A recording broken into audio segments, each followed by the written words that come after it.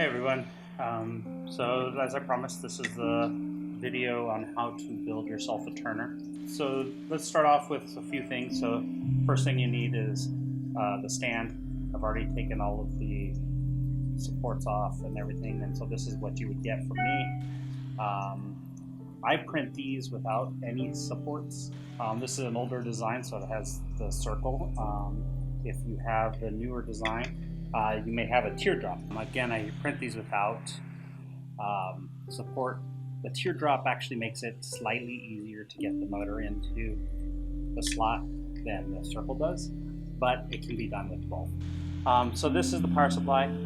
It's just a 2 amp, 12 volt power supply, which means they can go up to 2 amps, which is plenty enough for even a dual motor, so I use the same one for both. Inside the box here comes 2 pieces, the power supply and the part that we need right now, this little adapter. So first thing I'm going to do is I'm going to unpackage everything. So this is the motor. The pins in the back sometimes like this get a little bit bent, and so all I have to do is straighten it out. It's easier to do with a pair of pliers, but they're light enough that you can just use your fingers here. I have my stand, I have a pair of wire cutters, and then I have some bundles of wire. This is 22 gauge, red and black. Now the color of wire doesn't really matter. The color is simply there for human purposes, so that you can make sure red goes to red and black goes to black. What red is and what black is doesn't matter, because inside of this coating is a copper wire, and it's the same color regardless of whether it's red or black. It does this exact same thing. So we just have to make sure that red goes to red, black goes to black, and that's the only reason we have colors.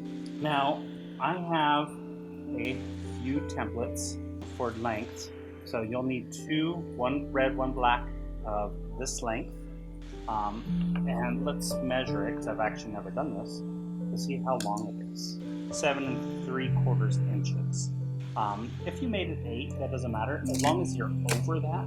This is kind of what you want as a minimum, so you have a little bit of room. I made this box in the back to hide excess wire and stuff, so lengthwise, if you're worried about it, go over the estimates. And then I have a shorter one. You'll need 1 red, 1 black for the single as well. And this is about 2.5 inches long. If you go over 2.5 inches, that's okay. So let's start off by cutting some wire this length. So as we stated, we need some cables that are this long. So since I have this template already, I'm going to go ahead and cut it. And all I'm doing here is making sure that the 2 pieces are matched up.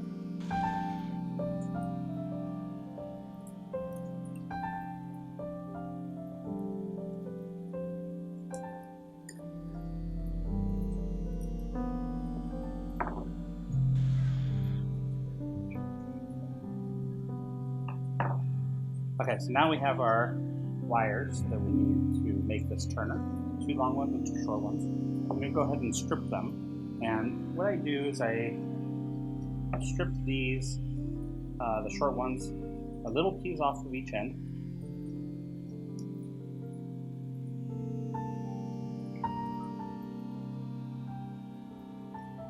The length that you cut off isn't super important. It's going to get put in the machine, as you'll see in a minute, and you won't see this. The only reason to keep it shorter like this is so that they don't accidentally touch anything else. Now for the longer ones, I do one side short like I did those small pieces. So I do one piece that's kind of short, and then on the other side I do a little bit longer cut of these. Now the next step, after we have these all trimmed, is to make sure that these are nice and loose, and you can tell that by the distance that these screws go in are closer to the top. You can use a nice flathead, or you can use a Phillips screwdriver, either one will work. They just need to be small. Same with these. Make sure they're all pretty close to the top. Now, like I told you before, positive and negative is only important, color is only important to humans. So as long as we do positive to positive and negative to negative, the results should not matter.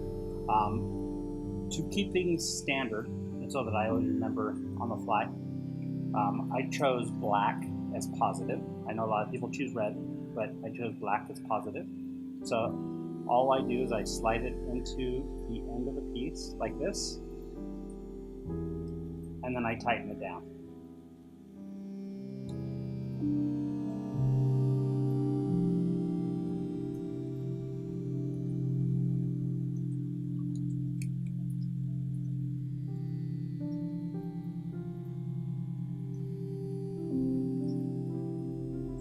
So now let's do the red one.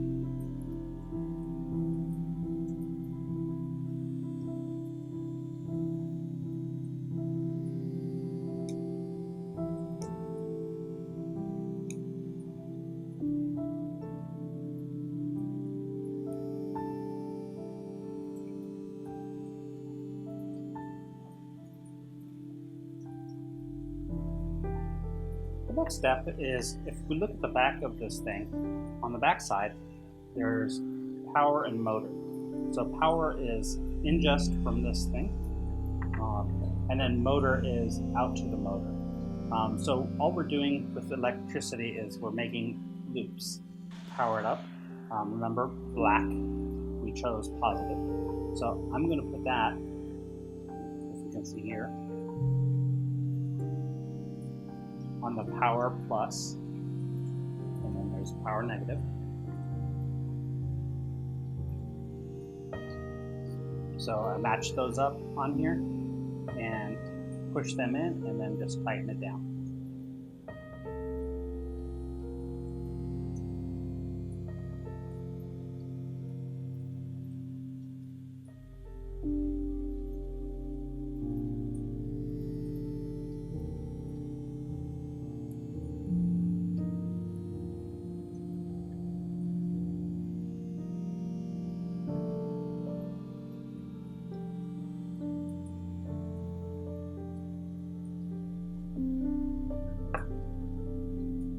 Now we have the first part of our motor controller and power supply hooked up. The next thing is to hook up these two wires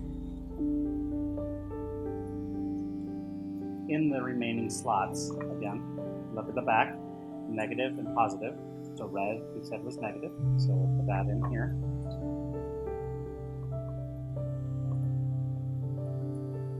And tighten it down.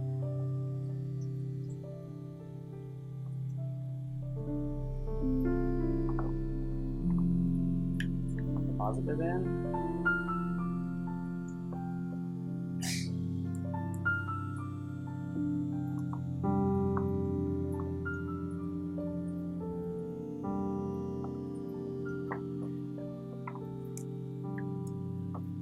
Now we have the cables that go out to the motors hooked up. They're nice and tight.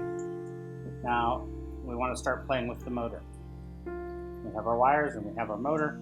So let's go ahead and hook this up to the stand. Okay, so all I did was put in screws to hold the motor. So now I have this part, and I need to put it in. Now, the hole on this side is designed to be tight around this. Since there's nothing holding it in the end, it has to be kind of a pressure fit. So first thing we're going to do is we're going to take it on this side, and we're going to go ahead and test that it fits. It's pretty loose. It just kind of slides right in. So I'm going to go ahead and slide it in from this side. Okay, next step is, let's flip this around here, to loosen this. And to loosen this, to get it in the hole on the other side, and take the cap off.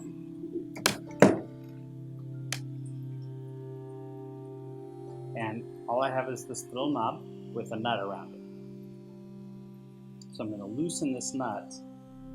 I'm going to grab a pair of pliers. These are just needle nose pliers. And I'm going to go ahead and loosen this. Once I get it a little bit loose, I can do it with my finger.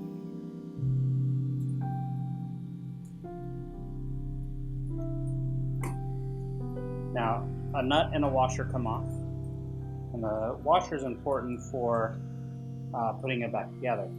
So I'm going to go ahead and stick this into the hole.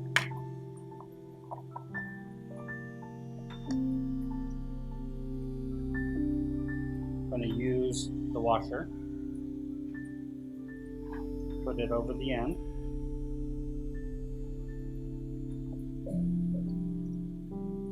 Then take the nut and put that over the end like this.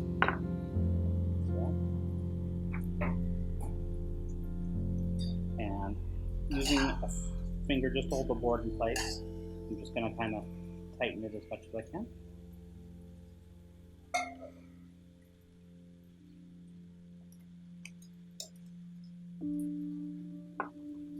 And I'm going to use a pair of pliers to just get the last little bit of tension on there. I don't want to like overdo this. Just want to make sure that as I turn it and stuff, it's not going to move.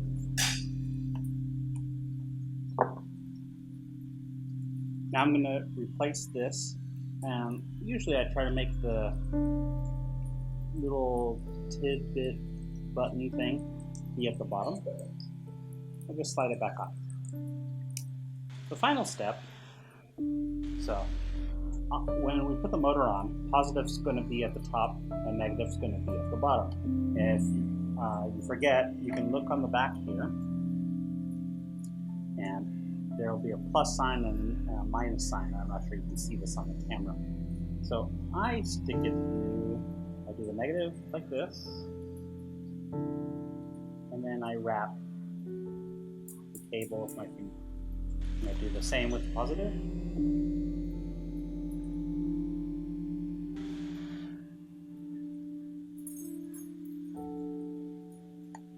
I can now plug it in and the motor should spin.